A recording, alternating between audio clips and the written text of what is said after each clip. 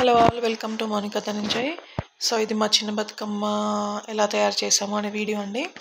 So మా daddy మా ఇంటి దగ్గర ఉన్న చెరువు దగ్గర తంగడి పువ్వు ఇంకా గుమ్మడాకులు గుమ్మడి పూలు తీసుకొచ్చారు. ఇంకా బంతి పూలు అండ్ గునుగు పువ్వు ఇవంతా మేము బయట మార్కెట్లో తీసుకొచ్చాము. ఈసారి చాలా పువ్వు తక్కువగా ఉందండి, వర్షం వల్ల పాడైపోయిందని చెప్పారు మార్కెట్లో. సో ప్రతిసారి మా పిల్లలు చిన్న బతుకమ్మ ఏం చేస్తామంటారు.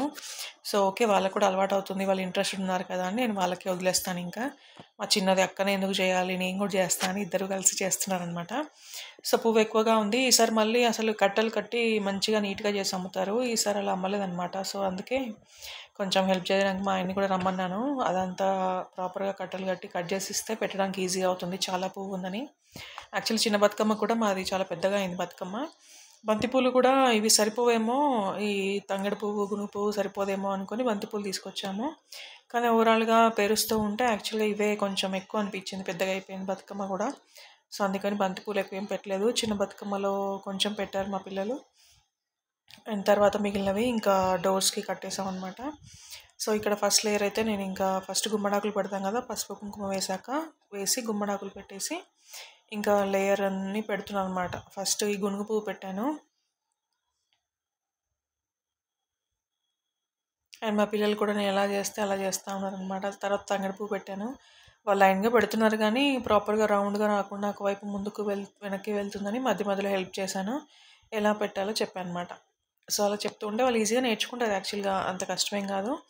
అండ్ మధ్యలో బ్యాలెన్స్ చేయడానికి మనం కడుపు నింపుతాం కదా బతుకమ్మది, అలా నింపడం చెప్పాను. మధ్యలో ఆకులు కానీ అలా చిన్న చిన్న అవి తంగడి పువ్వు కాయలు ఉంటాయి కదా, అది మొగ్గలు అవన్నీ వేసేయండి, నింపండి అని చెప్పాను. సో బాగానే ఫాలో అయ్యి బాగానే చేస్తారు. పాపం మా పిల్లలు ఎప్పుడు చేస్తారు, వాళ్ళకి ఇంట్రెస్ట్ ఉంటుంది బతుకమ్మ ఆడాలని చేయాలని అది. సో మనం చేసే ప్రతి పనిలో పిల్లలు ఇంక్లూడ్ చేస్తే ఏంటంటే వాళ్ళు స్లోగానే నేర్చేసుకుంటారు.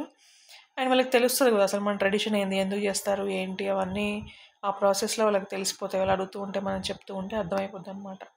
సో అందుకని మనం చేసే ప్రతి ఫెస్టివల్ ప్రతి పనిలో పిల్లల్ని కూడా ఇంక్లూడ్ చేస్తూ ఉండండి, సో దట్ వాళ్ళు మంచిగా నేర్చుకుంటారని. తెలియకుండానే ఎక్కువ ఎఫర్ట్ పెట్టకుండా వాళ్ళు అన్నీ నేర్చేసుకుంటారు. సో మా పిల్లలు ఫస్ట్ అది గునుగు పువ్వు పెట్టేసి తర్వాత ఇంక బంతిపూలు పెట్టేసి ఇంకా మా డాడీ ఇక్కడ హెల్ప్ చేస్తున్నారు. బంతిపూల కింద కాడల్లాగా పెట్టిస్తే కొంచెం మంచిగా హోల్డ్ అవుతాయి కదా పడిపోకుండా అని చెప్పి. సో అవి పెట్టాక ఇంకా నేను కూడా ఇక్కడ లేయర్ పెడుతున్నాను. ఫస్ట్ గునుగు పువ్వు తర్వాత తంగడి పువ్వు అలా పెట్టాను, కలర్స్ అని మ్యాచ్ అవ్వకుండా ఒకే దగ్గర ఉండకుండా ఉంటుందని. అండ్ మా డాడీ కొంచెం గునుగు పువ్వుకి కలర్ వద్దామా కలర్స్ చేద్దామా అన్నారు కానీ ఇంకా నేను ఎందుకులే అంత మళ్ళీ అంత పట్టుకుంటే అంటుతూ ఉంటుంది ఆర్టిఫిషియల్ కలర్స్ ఎందుకు, అలా ఉండని పెద్ద బతుకమ్మకి ట్రై చేద్దామని వదిలేసాను అనమాట.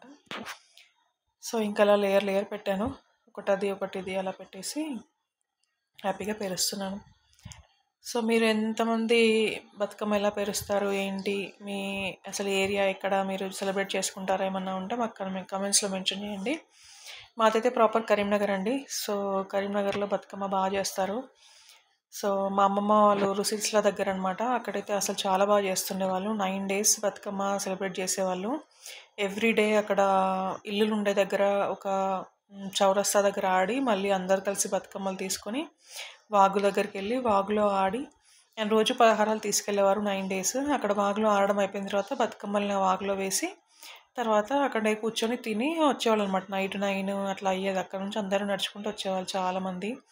అసలు అలా అందరూ వెళ్ళడము, కలిసి అక్కడ ఆడడము, అక్కడ వాగులో కూర్చొని తినడము అసలు చాలా అంటే చాలా ఫేవరెట్. ఇంకా అసలు ఏ జనరేషను అలాంటి ఎంజాయ్మెంట్ దొరకదు అనుకుంటున్నాను నేనైతే. అసలు మాకే ఇప్పుడు వెళ్దామంటే దొరకట్లేదు అలాంటిది, ఇంకా మన పిల్లలకి దొరకడం అంటే కష్టమే. ఎందుకంటే ఆ రోజులు లేవు. ఇప్పుడు ఊర్లలో పల్లెటూర్లలో కూడా అంత ఆడట్లేదు, ఇంకా అంత ఫొటోస్ వీడియోస్ నగలు చీరలు చూసుకోవడమే సరిపోతుంది, ఎక్కువ ఆడట్లేదు. డ్యాన్స్లు అవి ఎక్కువైపోతున్నాయి ఇప్పుడు.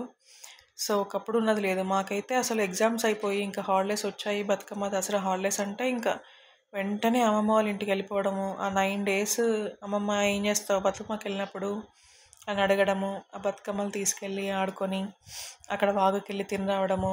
అసలు అది బెస్ట్ అంటే బెస్ట్ ఎక్స్పీరియన్స్ అండి.